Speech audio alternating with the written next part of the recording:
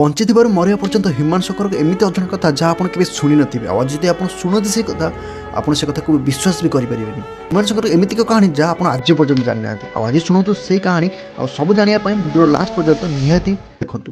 ଆଜି ଆମେ ଶୁଣିବାକୁ ଯାଉଛୁ ଏମିତି ଏକ ମଣିଷର ଜୀବନ କଥା ଯିଏ ଅନ୍ୟମାନଙ୍କୁ ସବୁବେଳେ ହସାଉଥାଏ, ଅନ୍ୟମାନଙ୍କୁ ସବୁବେଳେ ଖୁସି କରିଥାଏ, କିନ୍ତୁ ନିଜ ଜୀବନରେ ହଜାର ପ୍ରୋବ୍ଲେମ୍, ହଜାର ଦୁଃଖ କଷ୍ଟ ନେଇକି ଜୀବନ କାଟୁଥିଲେ ଯାହା କେହି ଆଜି ପର୍ଯ୍ୟନ୍ତ ଜାଣିନଥିଲେ। ଗୋଟେ ଛୋଟ ଗାଁରୁ ଆସି ସାରା ଓଡ଼ିଶାରେ ସବୁଠୁ ପ୍ରିୟ ସ୍ୱର ହେବା ପର୍ଯ୍ୟନ୍ତ ଏବଂ ଶେଷରେ ଏମିତି ଏକ ଘଟଣା ଘଟିଲା ଯାହା ସମସ୍ତଙ୍କୁ ଆଶ୍ଚର୍ଯ୍ୟ କରିଦେଲା। ହଁ, କହିବାକୁ ଯାଉଛି ହ୍ୟୁମାନ ଶଙ୍କରଙ୍କ ଜୀବନର କଥା। ଟିଟିଲାଗଡ଼ରେ ଜନ୍ମଗ୍ରହଣ କରିଥିଲେ ଆଉ ସେ ଆମ ଓଡ଼ିଶା ମାଟିର।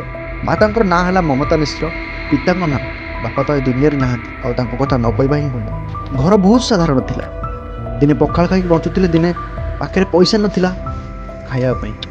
କିନ୍ତୁ ମାଆଙ୍କର ଏକ ହାତ ହେଲା ସାଗରଙ୍କର ସବୁଠୁ ବଡ଼ ଶକ୍ତି। ଛୋଟ ଦିନରୁ ସଙ୍ଗୀତ ପାଇଁ ଆଗ୍ରହ, କିନ୍ତୁ ଘରେ କେହି ବିଲିଭ୍ କରୁନଥିଲେ। ମାଆ କହୁଥିଲେ, ଗା ସାଗର, ତୁମ ଶବ୍ଦ ଦିନେ ତୁମକୁ ହଜାର ଲୋକଙ୍କ ସହିତ ପରିଚିତ କରାଇବ। ଏଇ ଲାଇନ୍ ହେଲା ତାଙ୍କର ମୋଟିଭେସନ୍। ଏଇ ହ୍ୟୁମାନ ଶଙ୍କରଙ୍କ ଜୀବନ ସିଧା ମ୍ୟୁଜିକ୍ ଇଣ୍ଡଷ୍ଟ୍ରିରୁ ଷ୍ଟାର୍ଟ ହେଇନଥିଲା। ସେ ସାଧାରଣ ଜବ୍ କରୁଥିଲେ, କେବେ କାହାର ଷ୍ଟୁଡ଼ିଓରେ ସ୍ମଲ୍ ରେକର୍ଡ଼ିଂ ଜବ୍ କରୁଥିଲେ, କେବେ ଲାଇଟମ୍ୟାନ୍, କେବେ କ୍ୟାମେରାମ୍ୟାନ୍, କେବେ ହାଉସ୍ କିପିଂ କାମ କରୁଥିଲେ। କେହି ବିଲିଭ୍ କରୁନଥିଲେ କି ହ୍ୟୁମାନ ଶଙ୍କର ଦିନ ଓଡ଼ିଶାର ବେଷ୍ଟ ସିଙ୍ଗର ଭାବେ ପରିଚିତ ହେବେ। କିନ୍ତୁ ସେ ହାରି ନଥିଲେ। ରାତି 1ରୁ 2ଟା ପର୍ଯ୍ୟନ୍ତ ପ୍ରାକ୍ଟିସ୍ କରୁଥିଲେ ଆଉ ନିଜ କାମ ପାଇଁ ଦିନରାତି ଏକ କରି ପରିଶ୍ରମ କରୁଥିଲେ। ଦିନରେ ମଧ୍ୟ ଜବ୍ କରୁଥିଲେ। ଏହି ଷ୍ଟ୍ରଗଲ୍ ହେଲା ତାଙ୍କ ଜୀବନର ରିଏଲ୍ ସକ୍ସେସ୍। ଜୀବନର ଟର୍ଣ୍ଣିଂ ପଏଣ୍ଟ ହେଲା ତାଙ୍କ ପ୍ରଥମ ସଫଳ ସଙ୍ଗ, ଯାହାର ନାଁ ହେଲା ଇସ୍କ ତୁ ହି ତୁ।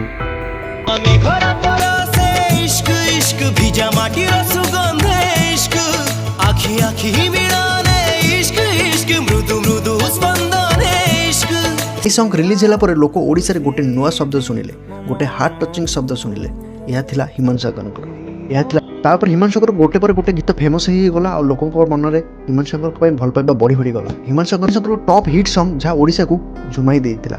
ତୁମ ଲଭ୍ ଷ୍ଟୋରି, ପ୍ରେମ ହେଇଗଲା, ତୋର ହୃଦୟ ମୋ ଭାଙ୍ଗିବ କୁହ, ଗଜରାପାଲି ମୁଁ ମଲେ ଚର୍ଚ୍ଚା ହେବ, ଜଳିବ ମୋ ଜୁଇ, ଆରେ ନାଁରେ ଟିକେ ରହରେ, ଏ ଜୀବନ ବାଜିରେ ମୁଁ ହାରିଗଲି, ଝରିଯାଇ ଲୁହ ମୋ ଆଖିରୁ, ମା ତୋ ବିନା ମୁଁ ରହିପାରିବିନି, କିଛି ଲୁହ ଝରିଥିଲା ଖୁସିରେ।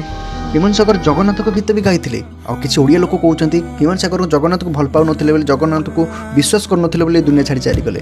ଦେଖନ୍ତୁ ହ୍ୟୁମାନ ଶଙ୍କର ଏଇ ଜଗନ୍ନାଥଙ୍କ ପାଇଁ ଗାଇଥିବା ଦୁଇଟି ଗୀତ।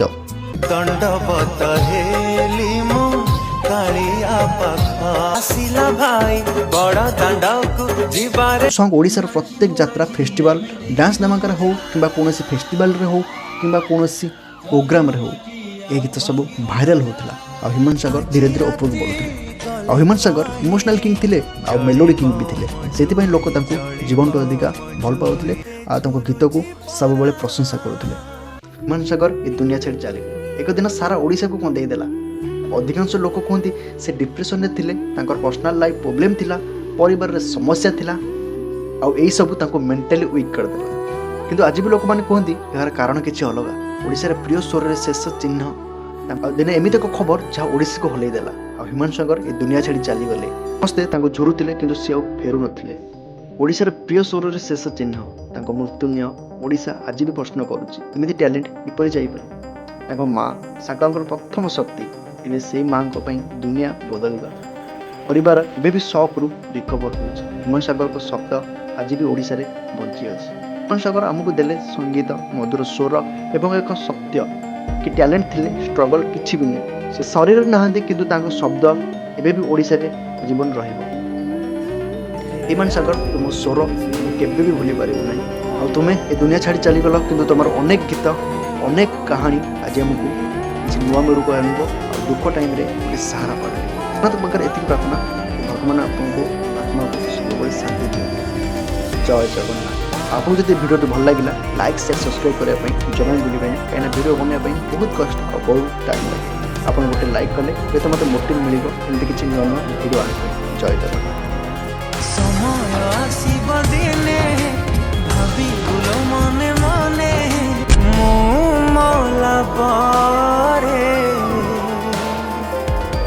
ମୋ ସମାଧିରେ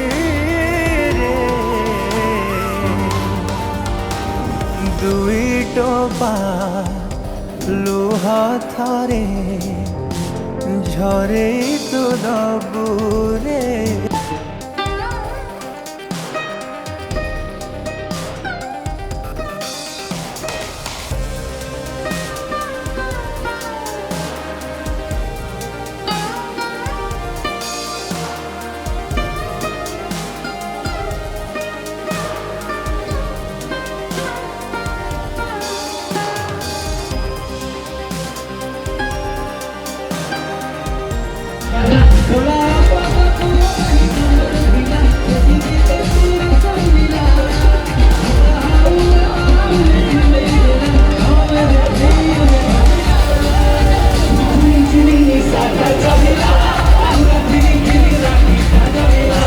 যায় তো সাথীরে জীবন কোতে টিকে দে ইজাজত